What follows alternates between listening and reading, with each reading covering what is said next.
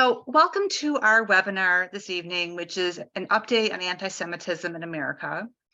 I am Roz Topolsky with the Vernon Area Public Library, and I'm joined by my colleagues, Grace Hayek from Glencoe Public Library and Beth Keller from Highland Park Public Library.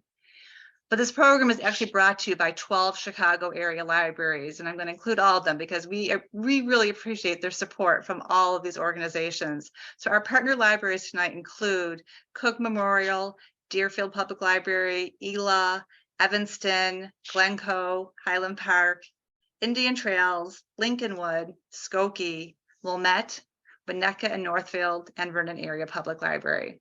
So together, these 12 libraries have worked together to bring you this program about this important and unfortunately timely topic.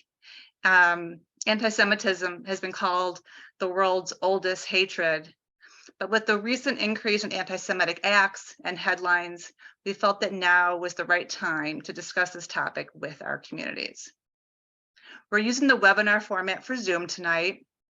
Please put your questions in the Q&A, and we will take your questions at the conclusion of the program, and we will do our best to get to as many of them as possible. At the end of the evening, you'll see a survey on your screen, and we hope that you'll take a minute to complete the survey because we would really appreciate your feedback on tonight's program. Now I'm going to turn things over to Grace, who can tell you a little bit about tonight's speakers. Right. Thanks, Roz. Tonight's speakers are Sarah van Loon of the American Jewish Council and moderator Jason Mark. Established in 1906, the AJC is a Jewish advocacy group that is, according to the New York Times, widely regarded as the dean of American Jewish organizations. It works to further civil liberties for Jews, and it works on behalf of social equality for all. Here's how the evening will unfold. We're going to there will be an opening conversation between Sarah and Jason. Sarah will then present her research for 15 minutes or so, and then the two of them will return to discuss her research, and then we'll respond to questions from the audience. Now I'm going to tell you a little bit about Jason. Jason is the senior producer of WBEZ's Curious City, which is a weekly podcast, radio, and digital feature that answers questions from listeners about Chicago area history and culture. He also hosts WBEZ's eclectic music program, Radio Z. And he will tell you more about Sarah. Sarah, Jason, it's very good to have you both here tonight. And Jason, I'll let you take it from here. Thank you. Thank you so much, Grace. All right, I want to start off with a little bit of a joke for a very serious topic, okay? And it's a little bit of an updated version of this joke, all right? There are two Jews sitting in a coffee shop reading their tablets, and one is reading a Jewish newspaper, The Forward, and the other is reading the far-right neo-Nazi blog, Stormfront. And the first one says to the other, "How can you possibly read that horrible anti-Semitic filth?" And the second one smiles and says, "What does your Jewish paper say? We're assimilating, we're intermarrying, we're declining, we're arguing amongst each other, and we're divided on everything from politics to Israel. And what does Stormfront say? The Jews control the banks, the Jews control the economy, the Jews control the media. I feel so good when I read it. If you want to hear good news about the Jews, always go to the anti-Semites." All right, well, you don't have to dive too deeply into the news to see some story about anti-Semitic speech or acts of vandalism against synagogues or Jewish cemeteries or acts of violence against Jews. And if you feel like anti-Semitism is on the rise, it's because it is. And our expert guest for the evening has been tracking that rise. Once again, please welcome Sarah van Loon from the American Jewish Committee here in Chicago.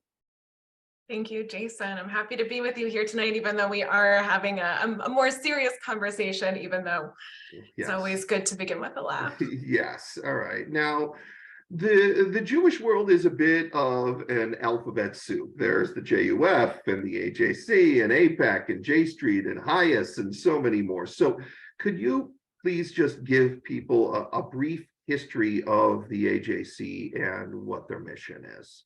Absolutely. So AJC, the American Jewish Committee, we are the leading global Jewish advocacy organization.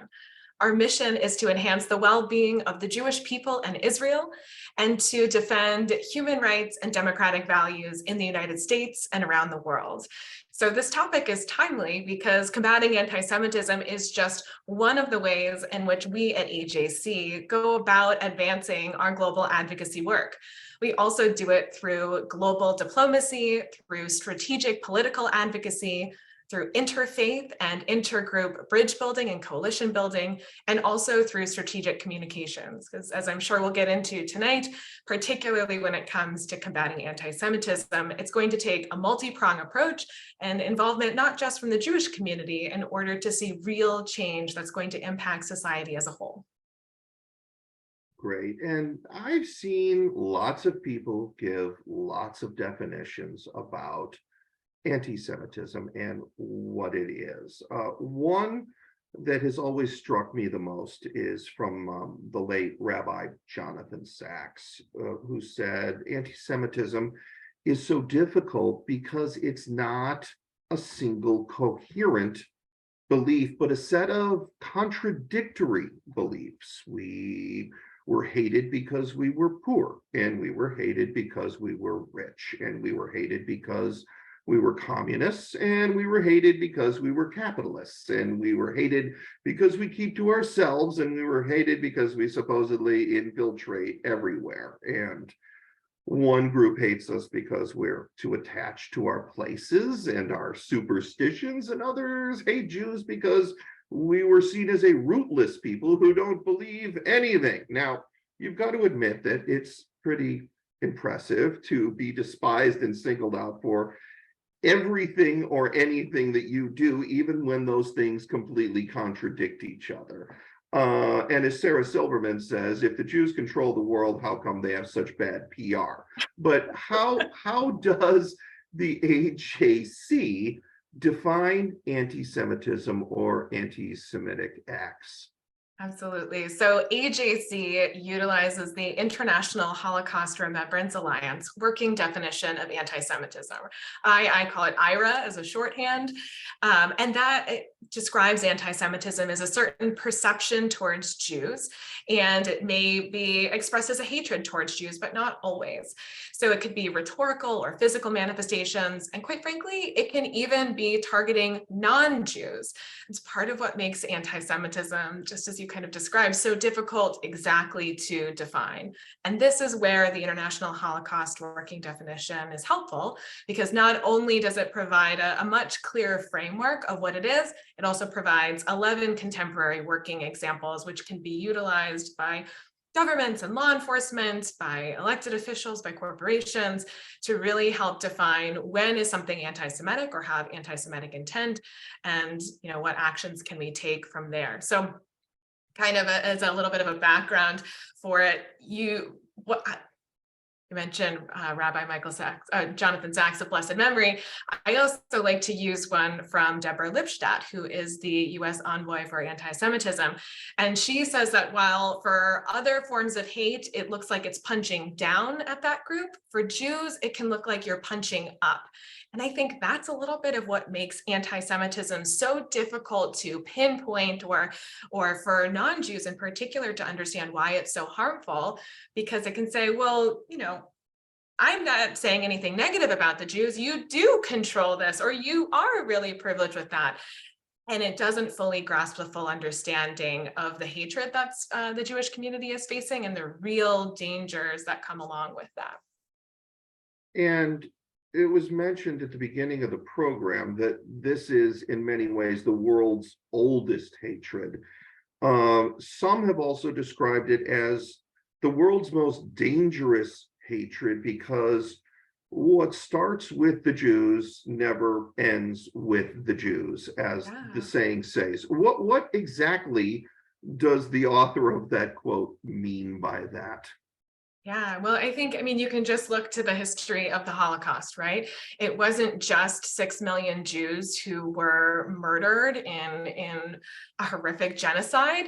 It also then went to others. You know, the Nazis started with their idea of a pure race, and then in addition to the Jews, it added on any other group. But I think here in the context, particularly for AJC's work, we see what happens when hate is left unchecked in a society, when hate is left to fester, particularly anti-Semitism, because we understand what it's like as a minority community in the United States, and we know the very real dangers, because particularly when it's, you know, rhetoric or something that's written online, people may think, oh, well, that's just a crazy person. You can just dismiss that. But we as the Jewish community, we understand firsthand how dangerous words are, because we've seen time and time again just how much that translates into physical violence and actions.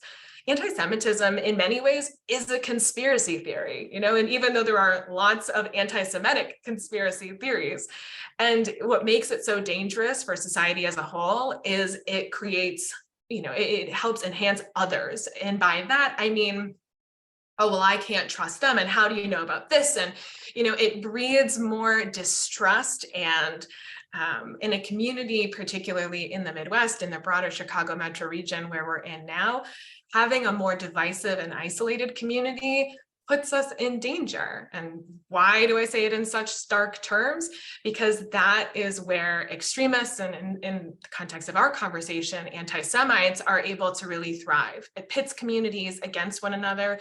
It makes people think that resources are limited and folks, you know, have limited bandwidth to care about something, right? Like, oh, well, I can't focus on the Jews. Yeah, anti-Semitism is bad, but it's not as bad as what's happening with this community. And personally, I reject that type of thinking. I think we all as humans have the capacity to be good human beings, to care about the others, but also to understand that my standing up for, let's say, the Latino community here in the broader Chicagoland area doesn't take away from anybody else also talking up about anti-Semitism, or me being able to combat anti-Latino hate, just as I'm also combating anti-Semitism and anti-Semitic rhetoric. So I think there's a lot of different ways in which they can overlap these forms of hate, but coming together as a community, that's where we're starting to see change. That's where we see coalition building. That's where we're demystifying the other. And that's important because now we're not exactly strangers, we become neighbors. That's the kind of community that I want to live in. That's great. Thank you for that. Now,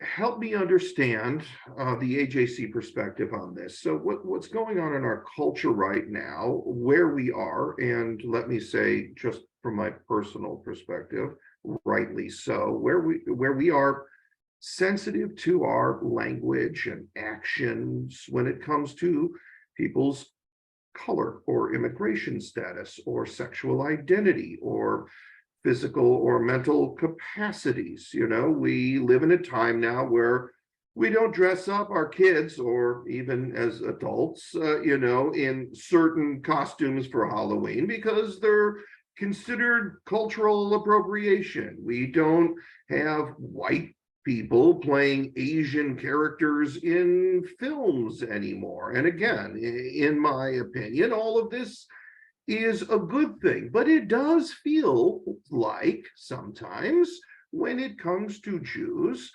everything from a relatively harmless Jewish joke to a non-Jew playing a Jew on TV or in the movies, all the way to something terrible like a Jewish person being attacked on the streets in LA or New York. Sometimes it feels like the reaction is, you know, get over it. You know, how does the AJC view this? I think you touched on, you know, a little bit about, you know, this time we live in, and we are more culturally sensitive than we've ever been before, but sometimes it feels to Jewish people like we're on the outside looking in when it comes to that. Yeah, I definitely understand what you mean, both personally, and I hear it. I was brought up today, in a conversation that I was in with one of my board members of, if I was enter other groups, name here, they wouldn't be treating me in this way, or this wouldn't be done in this way. So I totally sympathize with that feeling of, why aren't people taking anti-Semitism as seriously as they'll take other forms of hate and discrimination? Again, I think part of that goes back to the unique form of anti-Semitism. You said it, it's the world's oldest hatred. It has its roots. You saw anti-Semitism back in Greco-Roman times, but it really took off in kind of ancient Christian history with the charge of deicide, the false claim that Jews killed Jesus, which again, not true, incorrect. And in fact, the Catholic Church even came out in Nostra Aetate to not only apologize as such, but to kind of set the record straight on that. I love data, I love history. So I could take a little bit too long in the history of anti-Semitism. So I'm gonna kind of bring it forward to 2021, where we really started to see anti-Semitism in the streets. And by that, I mean, there was the Hamas instigated conflict in Israel, and American Jews were being attacked in the street, New York City, Los Angeles, places in between, simply because they were Jewish. That to me is a very clear example of what anti-Semitism is, because who were these innocent diners in New York and LA and elsewhere? What do they have to do with the actions of a foreign government thousands of miles away? Spoiler, they don't. So that right there, I'm sure we'll get into it a little bit of anti-Zionism versus anti-Semitism, but it's another moment where what's happening else around the globe, it's connected back to the Jewish people, which here in the United States, we only make up 2% of the population. I've got some statistics that we can talk about later that shows of all the hate crimes in the United States, how many are affecting the Jewish community in the US. And it's really startling for me. But again, what we're talking about, it can be really hard to name anti-Semitism. It doesn't look like other forms of hate. So people don't think when they're punching, the Jewish community, we're seeing it as and feeling it as punching down, but they may not think so because, well, the Jews are fine. They have white privilege. And let me tell you, my friend, it's not so much of a privilege if you have to constantly hide your identity and hide your Star of David out of fear of being attacked because you're dining at a kosher deli, right? Also, I wouldn't call that privilege at all, that you have to hide parts of your identity just to fit in somewhere. So yeah, anti-Semitism, unfortunately, is on the rise. We see it in the far right. We definitely see it on the far left. And that's where we see it a little bit more in that identity politic, white privilege type sense. We also see the rise of anti-Semitism in religious extremists of all stripes and backgrounds, particularly in, nationalists, white nationalists. So there's a lot of different places that anti-Semitism is coming from. And because of course it would be, it is different coming from all of those sources. AJC's unique role in this fight is to be able to not only have an action plan to combat all forms of anti-Semitism, regardless of the source, but also to work with the non-Jewish community, to educate them on what anti-Semitism is and its many forms, but also what to do when they hear anti-Semitism, when they see anti-Semitism, to get folks to feel comfortable speaking out. It may seem so simple to say, hey, we don't say that anymore, or wow, that's actually really offensive. And I'm not sure if you know this, you're a really nice person, but that's actually a really harmful stereotype. And I'm sure you wouldn't have said that if you knew that. So I just, as your friend, I wanted you to know, right? Like it can be so simple to kind of diffuse moments like that. But I don't think, your everyday person is thinking about anti-Semitism perhaps as much as I do. So that's part of my job, is to get out there into the community. And tonight's conversation with so many of you who are taking your time to learn about it, this is a really critical step to raise awareness, to educate. All of that makes a difference when it comes to combating anti-Semitism. Yeah, and I was going to ask this later on, but it's coming up now in the conversation. So I'll ask, what do you know about how the non-Jewish population views anti-Semitism, and how does specifically AJC reach out to other religious groups, to elected officials, to business groups, and you know, like so many other institutions and businesses, WBEZ, who I work for, has a DEI council, a diversity, equity, and inclusion council. So, you know, I want to wrap this all up kind of into one big question. You're like, how is AJC reaching out to these DEI councils to maybe give talks or share important resources and information? How are you getting the word out to the sort of larger non-Jewish world? Absolutely. Well, we're doing it at all levels in lots of different forms. So tonight's conversation is one great example. Community awareness, putting it out to the public. I personally am super curious to know even just the background of the folks who are taking the time to be with us tonight. You know, if you're Jewish or not Jewish, because especially for the non-Jews out there, like a gold star, like you did it. You're learning about others, which is so important because again, when we learn and when we know more, we can do and be better. We also work AJC on all sorts of different levels, whether it's with elected officials or religious and faith and ethnic leaders, to both educate them, who are the Jewish people, what is anti-Semitism, what are the ways in which it negatively impacts our communities, but also really positive things like Jewish pride. So the fact that May is Jewish American Heritage Month, or even more somber occasions like to honor the Holocaust Remembrance Day and the lives of so many innocent individuals who were murdered at the hands of the Nazis. So there's lots of opportunity for education, but to get kind of more into your question of why are people interested? Personally, and maybe I'm a little naive, I do think that for most folks, like people are good, right? And I know that comes across as really simplistic, but I see it play out in our work. I see it play out in AJC's interfaith and intergroup dialogues. We just had an early Hanukkah party last week, AJC Chicago, and over 75 of our partners came out. So we had diplomats representing 20 different countries. We had interfaith and intergroup leaders, you know, from the Methodist, the Presbyterian Church, the Mormon Church. So it spreads the gamut, and I'm naming them because I'm not just bragging about relationships that we have with other faith groups. I'm naming them because they're our actual friends. We've developed real meaningful partnerships with them over time where we got to learn about their community too. We got to learn about what's important to them and what are some of the issues facing their communities. And in turn, we also shared about ours, so that unfortunately, when there are incidents of anti-Semitism that comes up, we have partners who actually reached out to check in on us and who spoke out about anti-Semitism, which quite frankly speaks volumes, no pun intended. But one huge way, and we can talk about many others, but one huge way to combat anti-Semitism is to call it out. It's to speak out, it's to condemn it, to say that it is not something that you support, and that you also stand with the Jewish community.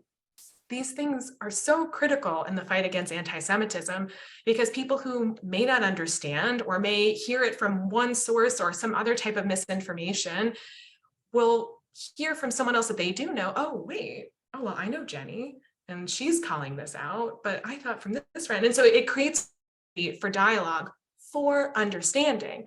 That's what we want to get at. We don't want our communities separated and isolated. We want to come together. We want to learn about one another so that we can be a supportive community as a whole. That's where a healthy community thrives. Now, you mentioned calling it out. I want to ask just a couple of more questions here. And then I really want to go to some of the facts and figures that you've got. There have always been anti-Semites, all right, but for the past 60 years or so since the Shoah, for the most part, not in all cases, they've stayed in their basements, or occasionally they would print a few hundred copies of a newsletter and put it under somebody's car windshield or go to a small meeting. But today, you know, one person can pull out their phone and their beliefs and their lies and their slanders could reach untold millions in every corner of the world. So the first part of this question is, how is AJC dealing with the proliferation of hate speech in social media and the online world? So one big way in which we're doing it, again, is speaking out about it. But we're not just doing that, you know, on our own Twitter or on our own social media or just, you know, to everybody who gets our press releases. we're also going to the social media companies themselves. AJC, since we've been around since 1906, we are seen as a trusted resource. We are seen as a trusted organization, and that's something we take really seriously. It's one of the reasons why AJC is a staunchly nonpartisan organization, because we want to be able to work with any member of government at whatever political party they're a part of. If they can help make the community, the United States, more safe for the Jewish people, that's what we want to work on to get there. So when you talk about social media companies, we're having not only trainings for senior management of social media companies, we're also doing more in-depth research with them and also discussions. So for example, social media algorithms, when they're using that for moderated content, sometimes it's a human moderator, other times it's just AI. So how is that AI getting programmed? What is the AI using for their definition of anti-Semitism? And how do they know whether or not it's hate speech? Again, it's why tools like the IRA working definition are so important, because you can put that definition into a social media company's algorithm when it comes to moderation and hate, and it can flag it, right? Like that's just a very simple way in which social media companies can help take action to remove hate from their platform. There's also just the deplatforming of anti-Semites. I hear a lot about First Amendment concerns and this or that. Yes, your First Amendment is there to protect that speech. A, it doesn't mean you won't have consequences. And B, social media companies are not the town square, right? Like they are private companies who have their own terms of service. There is no one saying that you are obligated to keep them up there and to keep these posts out there. Because again, when hate is left to fester unchecked, that's when it becomes normalized. And particularly when it comes to anti-Semitism, the normalization of it is extremely dangerous territory. The Jewish people, we have a long memory. We know what happens when hate gets normalized. We saw it, just as you said, less than 75 years ago. So this is very, very real. And for some of us, it's in living memory, right? So there's a lot that social media companies can still do. AJC has a new call to action on our website. So I'll put some resources into the chat in a little bit, but there's one specifically tailored for social media companies, just as there's one for corporations and for elected officials and for the federal government. There's all sorts of different ways, because again, it's going to take a tailored approach based on where your background is and where your role is in society. If you're an elected official, if you work for a corporation, if you are part of a faith movement, there's things that all of us can do to combat this hate. And it's incumbent upon all of us to do something. Sitting on the sidelines is not an option anymore. We all have to come together to take action. All right, I have so many other specific questions I would love to ask you, and I hope I can, about college campuses and about Israeli politics. But, what I would love for you to sort of, we started this conversation by saying anti-Semitism and anti-Semitic acts are on the rise. And, some people want to know, well, how do you know that? What do you mean by that? Well, you've been looking at a lot of different places. You've been looking in a lot of different places and crunching a bunch of numbers. So would you sort of share some of these numbers with us to give us an idea of what is going on right now? Yeah, absolutely. So the past 3 years, AJC has put out a State of Anti-Semitism in America survey. And it's unique in the sense, and in fact, it's the largest survey of the US general public and American Jews.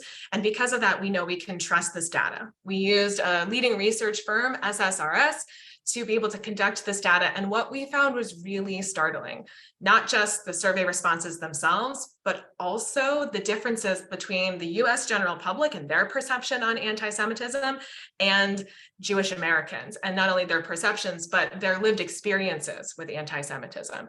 So we're gonna have our 2022 survey come out in late January. It's gonna be a year in review. So I'm gonna have even more up-to-date facts and figures, but it's not just AJC surveys, which are data that can be trusted because we've seen how it all plays out, but we also utilize the FBI hate crime statistics. And in fact, we just had the new statistics for 2021, yes, you're hearing me correctly, last year, drop today. I wish I had better news for those statistics, but I want to kind of nerd out a little bit, if you'll indulge me, because why these hate crimes matter and why hate crimes are being reported also impacts federal funding, and it impacts local funding as well. And this year, unfortunately, we have seen, as we're starting to go through the data, that there was a switch in how data gets reported to the FBI. So you're seeing cities like New York, Los Angeles, Miami, who didn't report at all this year. And I'd love to believe there were no hate crimes in New York City. I also live in the real world. Chicago did report towards the FBI hate crime statistics, but it also recorded 0. So that's a moment for me where I say, okay, I'm going to just hold out for 2022, and AJC is going to continue doing our survey work.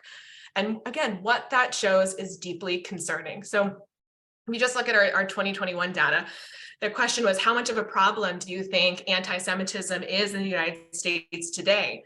90%, 9 out of 10 American Jews said it's a problem, where only 60% of the US general public thought it was a problem.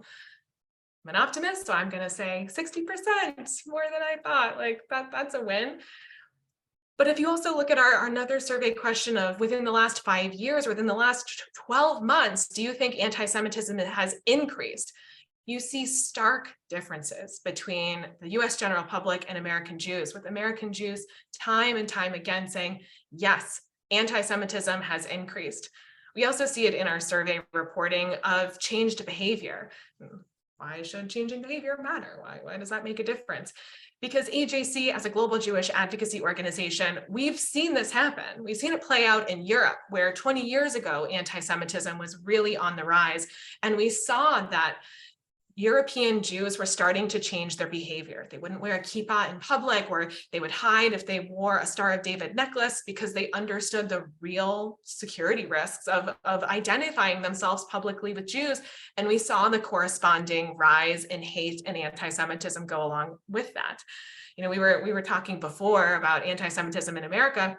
5 years ago, during my first stint with AJC, the anti-Semitism we talked about was mostly overseas. It wasn't so much here in the United States. And I feel like that's now what I deal with on an almost daily basis.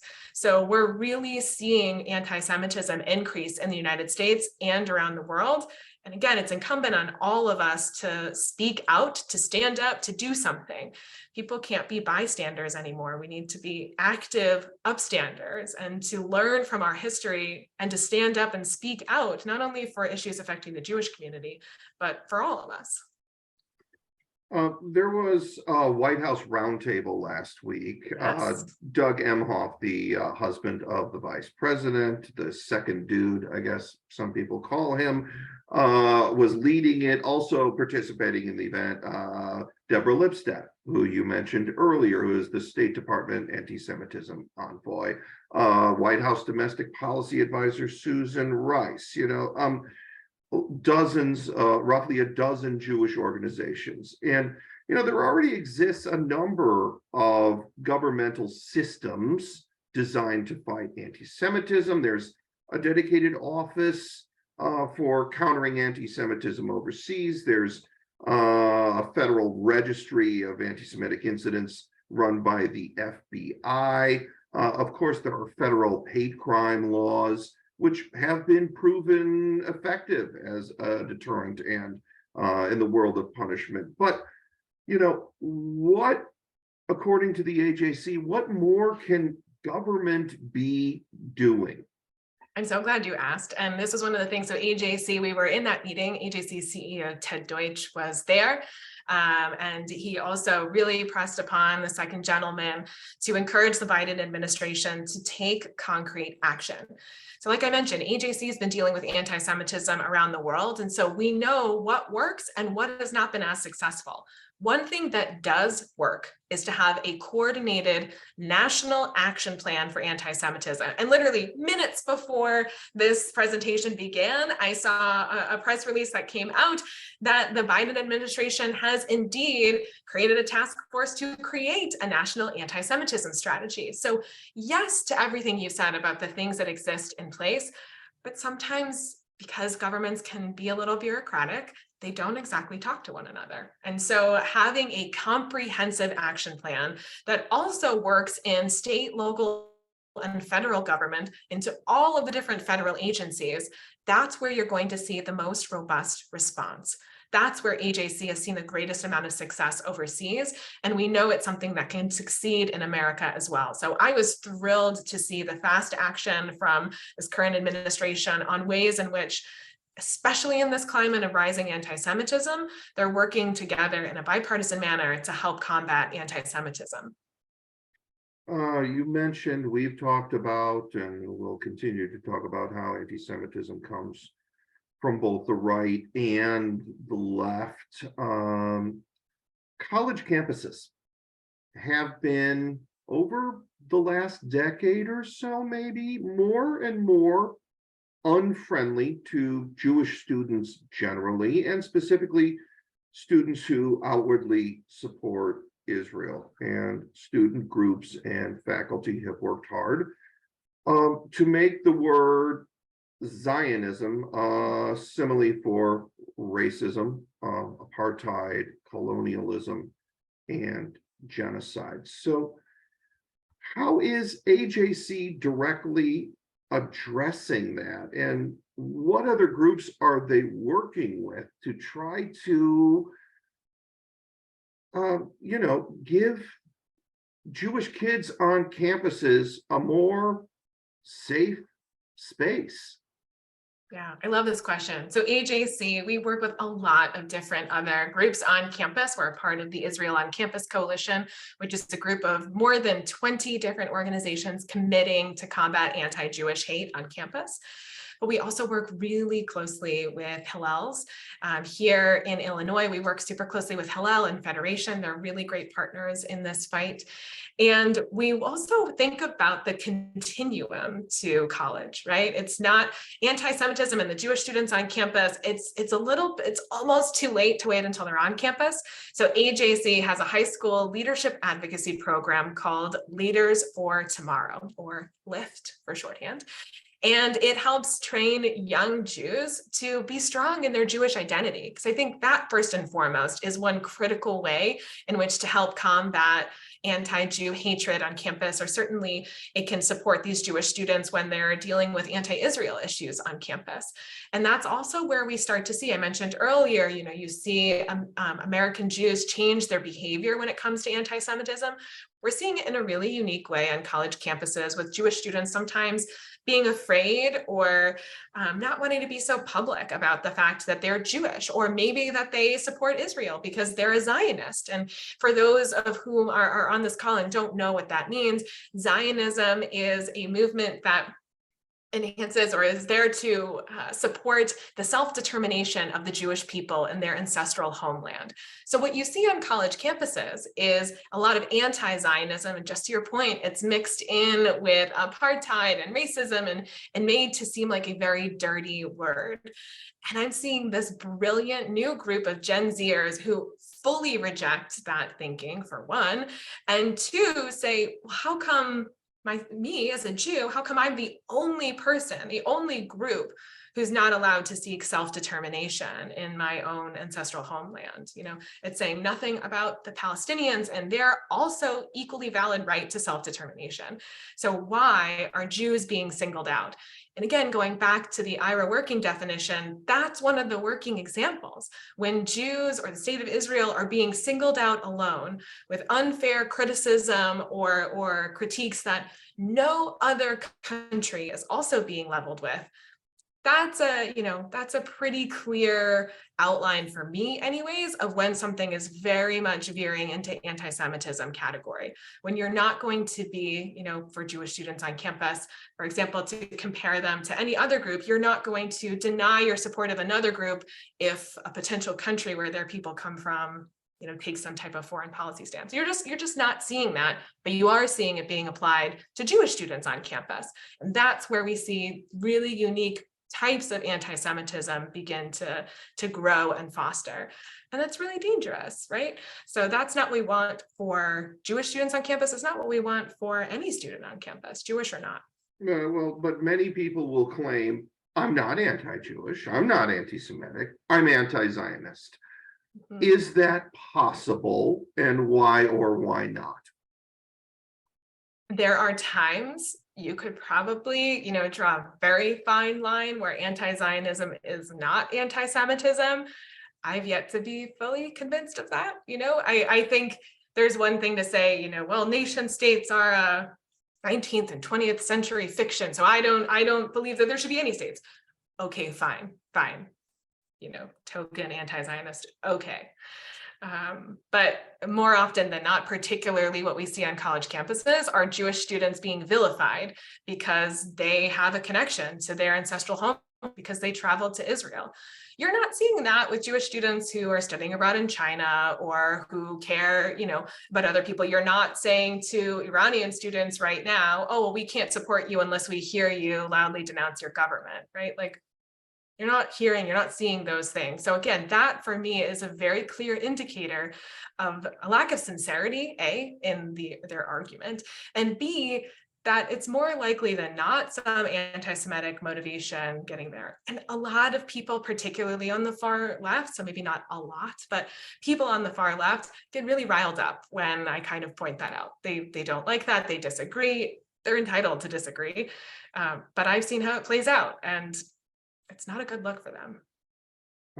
Speaking of Israel, Benjamin Netanyahu is going to be the new, or it is, I don't know if it's official yet, but he is going to be the prime minister again. And he's struck a deal recently to create a government with a number of what people inside and outside of Israel are calling far-right and extremists, who are openly and proudly anti-gay, anti-Arab, anti-laws and courts that aren't Torah-derived, and anti any stream of Judaism that isn't Orthodox. So my question is, how does somebody who fancies themselves a progressive person, who has defended Israel time and time again with, you don't have all your facts straight, and let me give you history and context, how do those people prepare for a potential new wave of attacks, mostly from the left in this case, that will use this new reality against Jews here in the United States? I think about it in a couple of different ways. One, I bring it back to America. So I think to those same, because you name them progressives or far left, did they suddenly stop supporting America, in 2016, which if I assume if they're progressive, they perhaps voted a different way than, what elected President Trump. So did they stop supporting America? Did they stop fighting for their ideals during his tenure? Probably not. So the same can be true for Jewish students and Jewish individuals who love Israel. They can still advocate for the issues that they care about because they are part of the diaspora Jewry, that the world that we're all kind of connected to, if you will. So another way in which I think about it, just to really narrow in on your question, is that there's a lot of things that are said on the campaign trail. There's a lot of things that candidates have made statements with in the past that are vile, that we disagree with, that I personally disagree with. What is said on the campaign trail doesn't always translate into policies for governments. And so, a lot of people, and I think in this fast-paced day and age, people don't like this answer. Part of it is going to have to wait and see what the government's actually going to do. When HAC saw how the elections kind of turned out, we put out our own press statement where, some Jewish groups were praising it. Some Jewish groups were saying, oh my gosh, it's the end of Israel as we know it. AJC, we came out with our centrist, right down the line approach, which of course we would, this is AJC's character, and said, while we will work with the Netanyahu government, we're also going to continue to advocate for the policies and the values that we hold dear, which are pluralism, which are democratic values, which are inclusion and increased opportunities for peace and normalization. That's not going to change on AJC's end just because of who's in the prime minister seat and who he elects for certain members of the Knesset and for ministerial positions. If anything, as we've seen in Israel's parliamentary system play out over these last several years, coalitions are fragile. We're seeing this democratic process at work. So I also have to, I'm a data nerd, so I'm looking in the data. How did Israelis vote? Help me understand, why is this in such a way? And if you'll forgive me for reading, because I don't have these memorized, but I do think it's really interesting. And again, map it out to other countries around the world. Let's make sure that we're not just singling out Israel because it just happens to be the only Jewish state in the world. So I want to just, if you'll indulge me, out of the 40 parties that ran in the November 1 Israeli elections, only 10 crossed the threshold to be able to form a party in the Knesset. So again, it's a bit different than US politics. So only one on that list is considered far right, and it only garnered 11% of the total seats in the Knesset, that's Israeli parliament. So in other words, almost 90% of Israelis voted for any other party across a variety of the political spectrum. So the Likud bloc, the one that Bibi Netanyahu oversees, it won 32 Knesset seats, about half of the bloc of the parties that's recommended. And so I want to kind of put that into a little bit perspective. Let's look at Germany, for example, another democratic country. Their radical AfD political group, they also won 11% of the votes in Germany's elections last year. But nobody is going around saying oh my gosh, this minority party is going to come and change Germany's democratic character and it's going to change the face of it. So in moments like that where, yeah, I totally get why it's stressful for folks. And yes, I do think there's going to be moments where it may be uniquely more challenging for progressives than say for other folks on the political spectrum. But I do have the faith in Israel as a democracy and organized groups like AJC and others to help hold that government accountable and be a government for all of its people in Israel, not just, the unique few who think and believe a certain way. We've already seen that come out with Bibi, who said, no, I'm not going to ban the gay pride parade. So, there's a lot of talk right now. I'm really interested in seeing how anything gets translated into action. That's what we have to judge things on, not what we may fear what's going to happen in the future. All right, I've got one more question for you, and then I'm going to turn it over to questions from the audience, because I've asked a couple of questions about anti-Semitism from the left. And so I wanted to be fair and ask about some anti-Semitism from the right. And I know a lot of Jews who are very pro Donald Trump, and they tell me that no president has been better for the Jews than Donald Trump. Or they say, how can he be an anti-Semite? His daughter converted and his grandchildren are Jews. But yet, the man does seem to regularly find himself in the company of neo-Nazis, all right, or close to it. And one of the greatest anti-Semitic tropes of all is the dual loyalty trope, which means that Jews, at the end of the day, when it's all said and done, we are more loyal to Israel than we are to the United States or whatever country we happen to be living at the time. And one of the keys to the MAGA movement is grievances, as in someone is taking away our way of life and they must be stopped. And whenever we've heard that throughout history, the they, is often the Jews. So my question is, what has the AJC done to push back on some of Mr. Trump's either statements or the company that he keeps, or indirectly, how have you reached out to Jewish Republicans to express your feelings about some of his statements and et cetera? So I think one thing to answer your last question first is, Jewish Republicans have a happy home in AJC, just as Jewish Democrats and Jewish independents, because we are a centrist, nonpartisan organization. We're about principles, not politics. And so we're able to speak out regardless of who is in charge, regardless of who is sitting in the White House. We are going to speak truth to power full stop. So, a lot of people had a hard time, for example, with the Abraham Accords and the fact that that was signed under President Trump's tenure. The Abraham Accords and normalization between Israel and countries around the Middle East have been something that AJC has worked on for over 25 years. So the fact that they were able to get it across the finish line is something we celebrated and continue to do so. Just because of how someone may think or feel about other things that Donald Trump has said or done doesn't negate the fact of some things that were positively done under his tenure. And so if you take us now into more recent things, like I said, we'll speak truth to power. We called out former President Trump about his recent meeting that he had in Mar-a-Lago with Kanye West and Nick Fuentes. Like, don't be inviting rabid anti-Semites to your home or to be meeting with them. Like, that sends a very specific kind of message. I can't speak to his intentions, but I did see reporting after the fact that former President Trump did think that that was going to blow over and didn't think it would make such a big deal. We are making a big deal. Anti-Semites should not be normalized in any capacity. They shouldn't have their platforms expanded or being given any sense of legitimacy.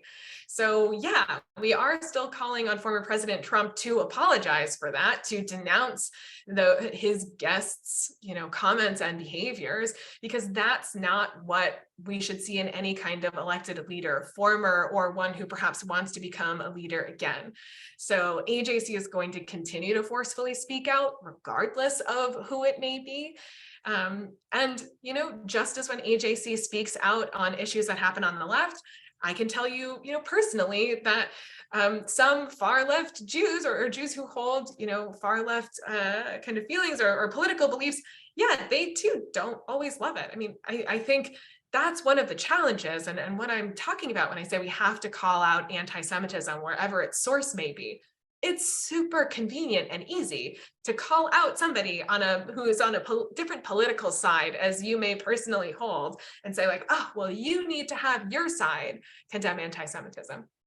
Yes, and you also have to be willing and brave enough, quite frankly, to also call out anti-Semitism when it's in your own ranks and when it's on your own side.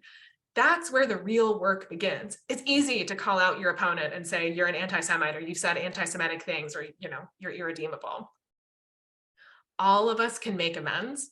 All of us can apologize for the wrong we've done and the harm we've caused and take meaningful steps forward. We've seen it play out in history and we will see it again in the future, provided we've got partners who are willing to say, wow, okay, I didn't know, or perhaps I didn't understand it to that full extent, and I don't want to cause that harm. I want to take the reparations and do the right thing and make amends, not make this mistake again.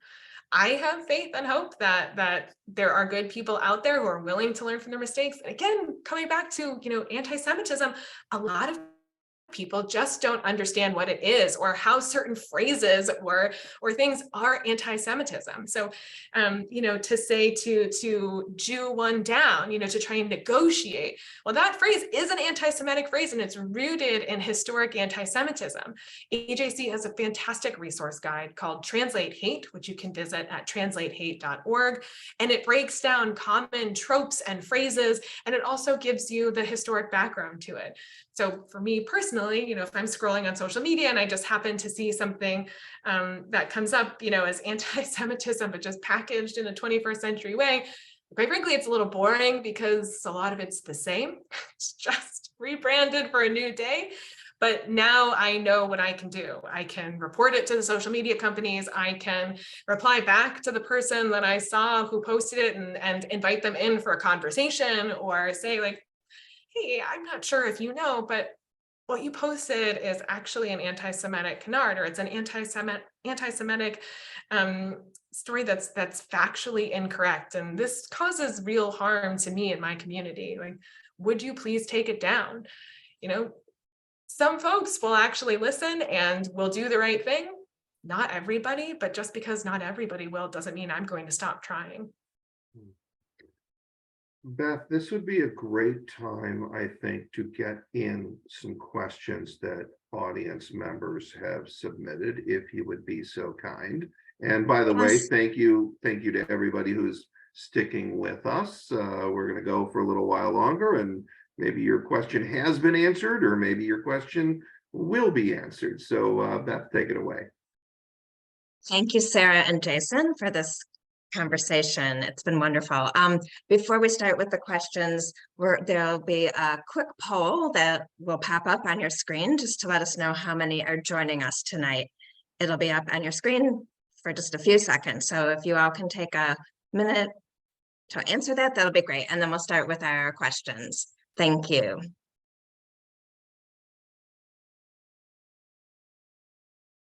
So we had one comment that from someone who is joining us this evening, and he said, I am Asian and here to learn your culture and history. When you mentioned Jewish people had been attacked on the street, I'm curious how the attacker can tell that you are Jewish. It's not easy to identify, correct? It can be, and that is such a great question. And thank you for being here tonight. Thank you for asking that question. Thank you for being willing to learn. All of these things are super important, and they all contribute to a vibrant and healthy society. So I think based on what I've heard from some of the anti-Semitic incidents that I personally know about, there was a couple of different identifying factors. So a Jewish person, depending on how they observe their Judaism, may wear a small cap on their head called a kippah or a yarmulke. So they could be wearing that. Someone like me could be wearing, I don't know if you can see them, Star of David earrings or a Star of David necklace. There's sects of Judaism like the Haredim or an ultra-Orthodox who have very specific dress. And within the world of Orthodoxy, there's all sorts of different ways in which that dress can look. But to perhaps an outsider, it may all look the same, a specific hat, and you're, modestly dressed, or you're wearing X, Y, and Z. That particularly in New York City is, so Orthodox individuals are typically at the brunt of physical acts of anti-Semitic violence because they're a bit more identifiable in a stereotypical sense. Like someone like me with red hair, you may not think that I look Jewish. Fun fact about Judaism is we come in all sorts of different colors and sizes and backgrounds. The Jewish people live around the world. You can get Black Jews from Ethiopia, Persian Jews from Iran. Here in the United States, there are so many different Jewish individuals who have all sorts of different practices, religiously and non. So that also makes combating anti-Semitism a little bit more challenging because it's so much easier to have one type of person who fits in one type of box and, there, problem solved. But the Jewish people are a really diverse people. And yet we only make up 0.2% of the global population. So we are such a minority in this world, even if we may have select members of our community who have reached levels of prominence and more celebrity, if you will. But there's no one way in which a Jewish person looks. There's no one way in which a Jewish person acts. Some people will hear Hebrew on the street, and that will be enough to set them off. But the Jewish people have been using Hebrew for millennia, and it's a language that, was revived with the state of Israel being created as well. So again, I'm not going to stop being a loud and proud Jew just because there's a risk of an anti-Semite getting upset about it. I'm going to do what I can and be educated and prepared and know how I can take action. Thank you. This is a little bit on a similar note to what you just ended with. I have an 11, 13, and 16-year-old children and live in a predominantly non-Jewish community. How would you suggest I help my kids understand that they can be proud of their heritage, but may have to hide it? It's really hard. And so I think one thing, first and foremost, is to be able to know and name for yourself what you love about your Judaism, what you love about being Jewish, what gives you pride in the Jewish peoplehood, and to instill that pride in your family. I think when they're going to be in places that aren't a lot of Jews, perhaps that's also helping to build out within their social circles a little bit more of a casual intro to Judaism or intro to how your family is Jewish. So maybe that looks like inviting your children's friends over to light Hanukkah candles with you all and to tell the story of Hanukkah and why it's so important, particularly in today's day and age, to shine a light about anti-Semitism and to increase that light every single day during the 8 days. You know, there's things that all of us can do. I also think when you're talking with children, of course, it needs to be age appropriate. We don't want them to be afraid of being Jewish or afraid of being able to be identified as Jewish. But it's also important to know that if they hear something or they're in a classroom or with their friends on the schoolyard and something makes them uncomfortable, that they can talk to you about it and not feel like, you know, I don't know, the world is going to end, which I'm sure is not the case, but you know, you want to ensure that your children can come and speak to you freely about it. And sometimes they may just want to talk about it and no action needs to be taken. You ultimately are the adult and will know when you need to involve, you know, school officials or what have you, should God forbid something happen.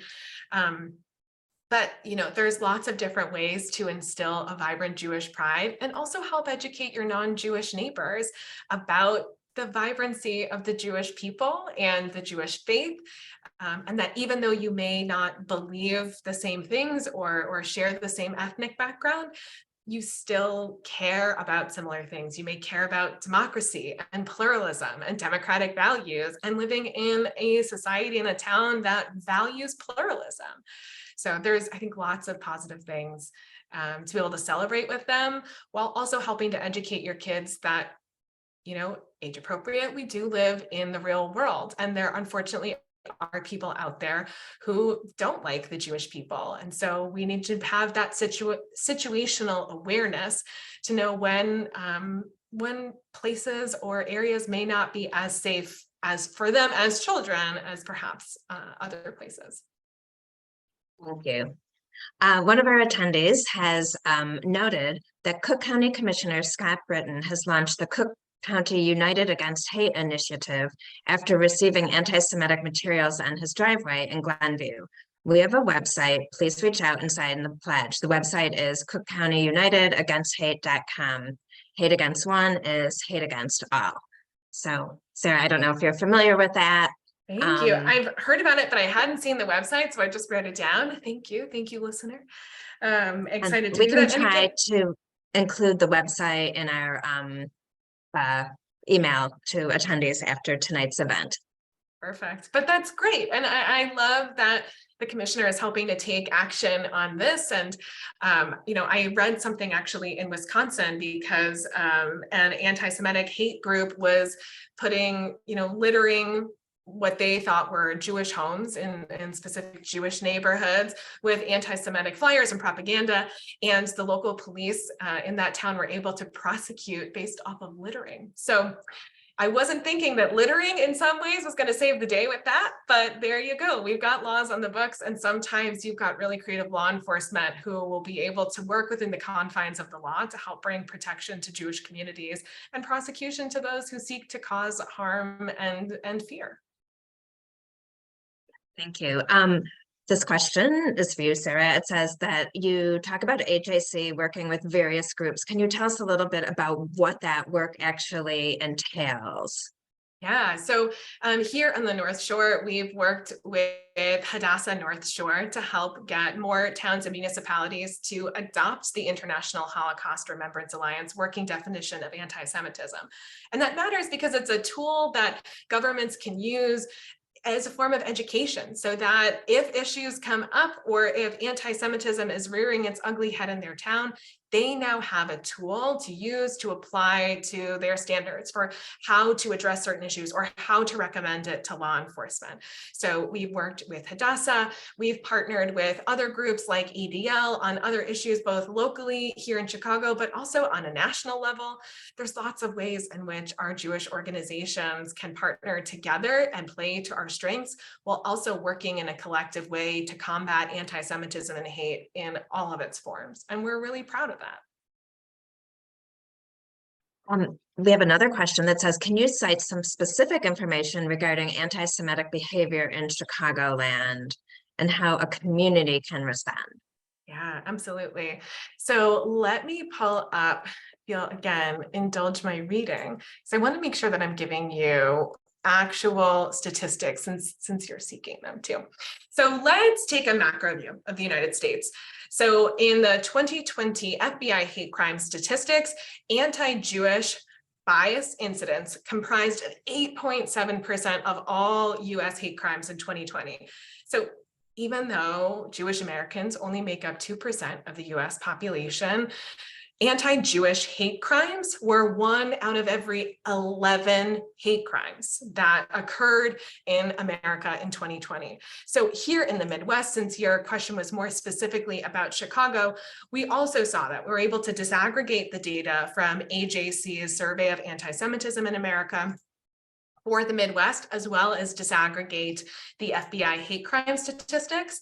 And here in the Midwest, the FBI in 2020 reported 546 hate crime incidents in the broader Midwest region, which was a almost 45% increase from 2019. So we're really seeing these incidents rise.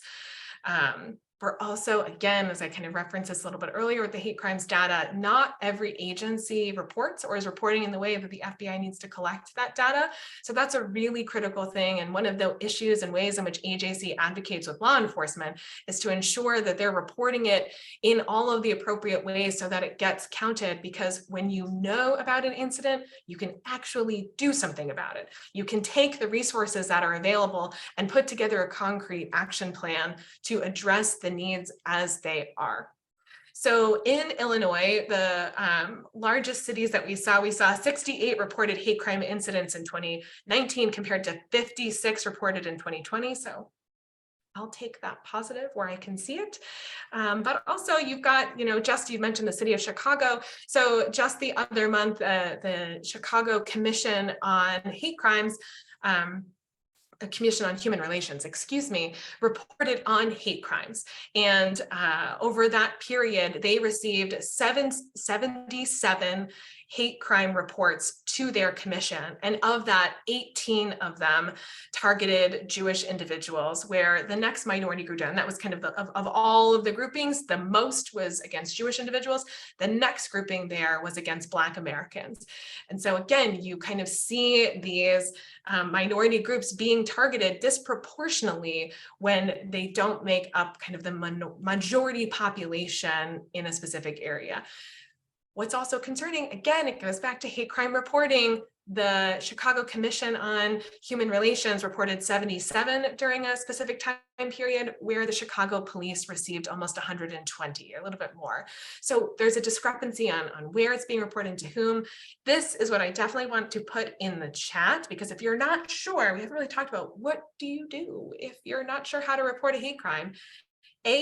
Contact your elected officials. They can help you, but more importantly, contact law enforcement. And if you're not 100% comfortable or you're not sure, feel free to talk and call to a Jewish organization, because we can help get you plugged in. That's one of the things that we're here to do. But I do want to put the Justice Department's website on there. There's ways in which you can report online.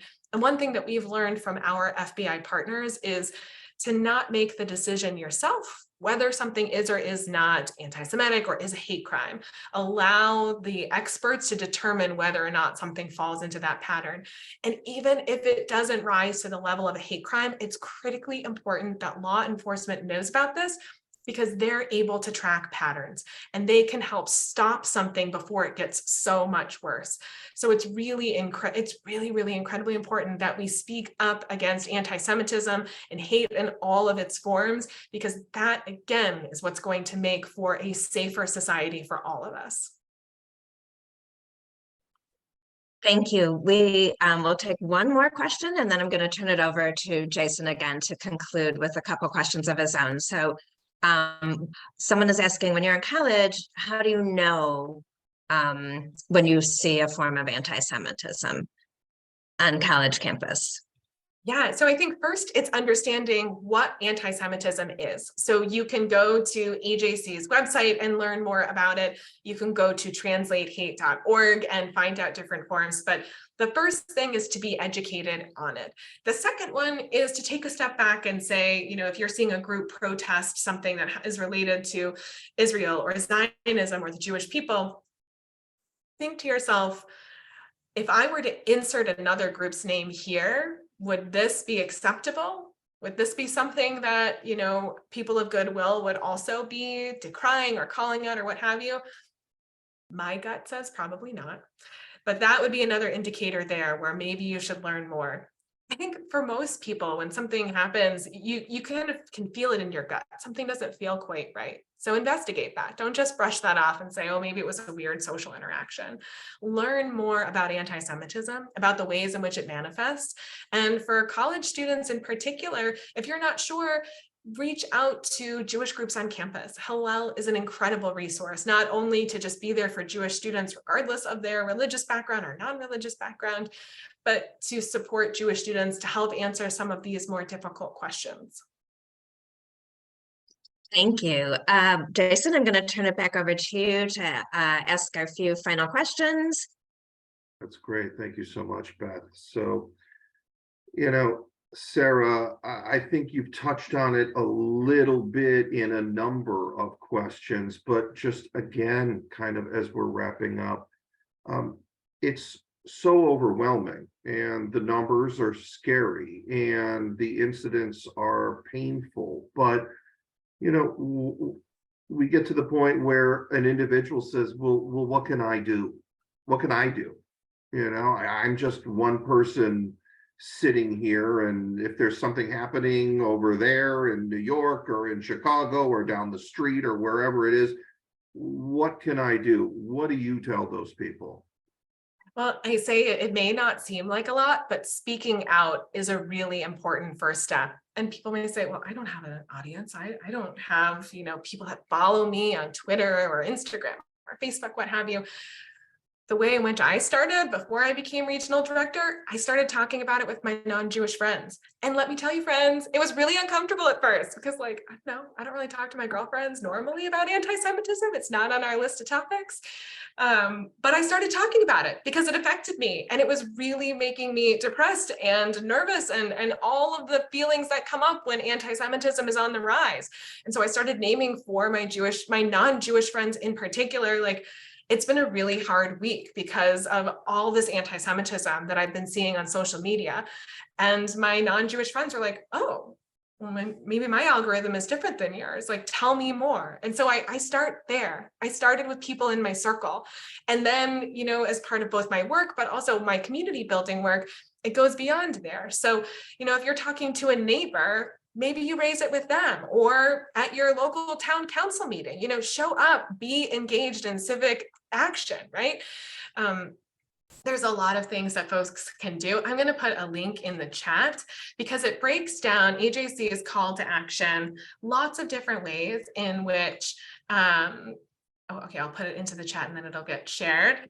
Lots of ways in which individuals can help take action. So for example, if you are an individual who works for a private company, perhaps talk to your HR department in their diversity, equity, and inclusion area, how they deal with issues related to anti-Jewish hate or anti-Semitism. Do they know what anti-Semitism is?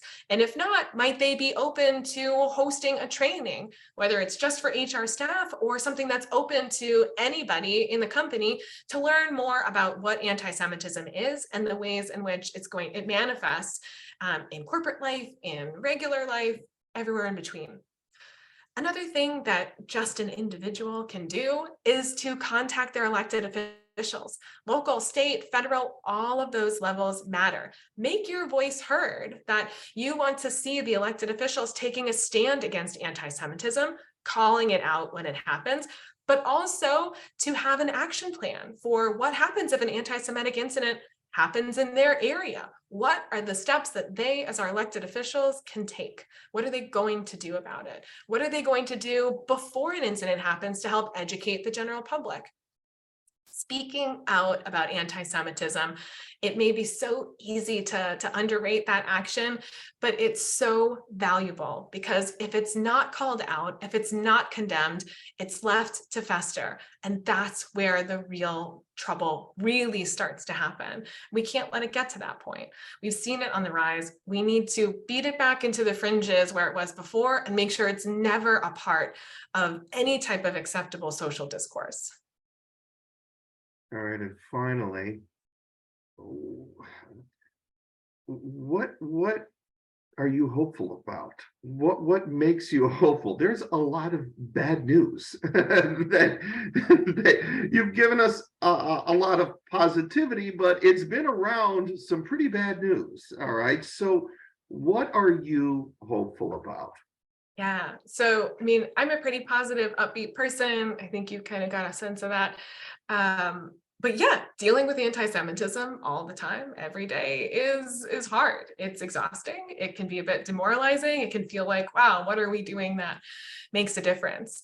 And then I see things that make a difference, where people are speaking up, where they're standing out, where I'll have a partner email me and say, I just wanted to check in on you. I can tell it's been a really difficult week for the Jewish community. I'm here for you. How are you? And moments like that not only give me hope, but bolster me a little bit more. Where I have a lot of hope is in the next generation, in Gen Z. I am in awe of them and what I see them do online. And I don't particularly think of myself yet as an old person, but I feel really old when I see their stuff. But they are such loud and proud Jews, and they refuse to take flack for that.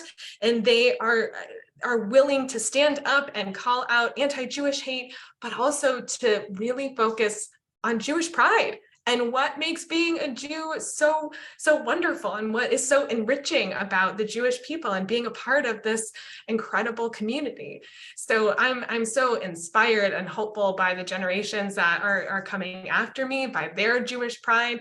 It inspires me to be even more out with my Jewish pride. And I kept my earrings a little bit small tonight, but we had our Hanukkah party and I was wearing like massive Star of David earrings. You don't need to literally wear your Judaism on your earrings on your shirt sleeve to have Jewish pride. But it's something that gives me, it's fun. And it's something that not just gives me hope, having the ability to be Jewish and to be able to live my Judaism freely and to have a out Jewish identity, if you will. But I also see that more people are paying attention. So yeah, social media has made it a lot easier for hate to spread and to reach even more people. But I'm also inspired, and I've got hope by the large amounts of individuals, Jewish and not, who are pushing back against that hate, who are doing the right thing, who are standing up, who are saying, okay, I can't fix everything, but I can take this small step. Folks, that small step makes a difference. It really, really does help move the needle. You all being here tonight, this makes a difference because you're here to learn, to hopefully be a little bit inspired that there's plenty of things that folks can do at all levels of the spectrum to combat this hate and to make our world a safer and better place for all peoples.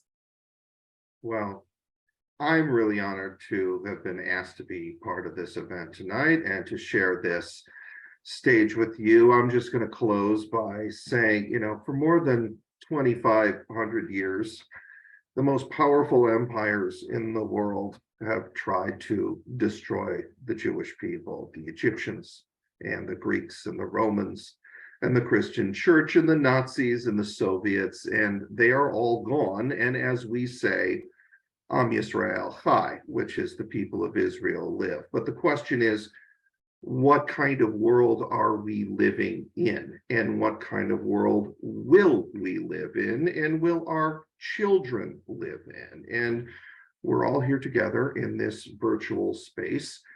And we're brought together by your local library. And a library is about sharing ideas. And at this very moment, libraries around the country are under threat from a very small but very vocal minority who want to effectively close down libraries, which means closing off ideas. And I'll say that We must guard ourselves in our communities and our institutions from an anti-idea movement, because it's a very small step from anti-ideas and anti-learning about others to anti-empathy and anti-Semitism. So with that, I would again love to thank you, Sarah and AJC Chicago. Thank Thanks, you of all. course, to Roz from the Vernon Area Public Library, and Grace from Glencoe, and Beth from Highland Park, and all the libraries who joined in together to make this event happen tonight. And thank you to everybody who tuned in so much. Thank you very much. Thank you so much. Thank you, Sarah. Thank you, Jason. Thank you to everyone for joining us. Have a good night. Good night. Thank you.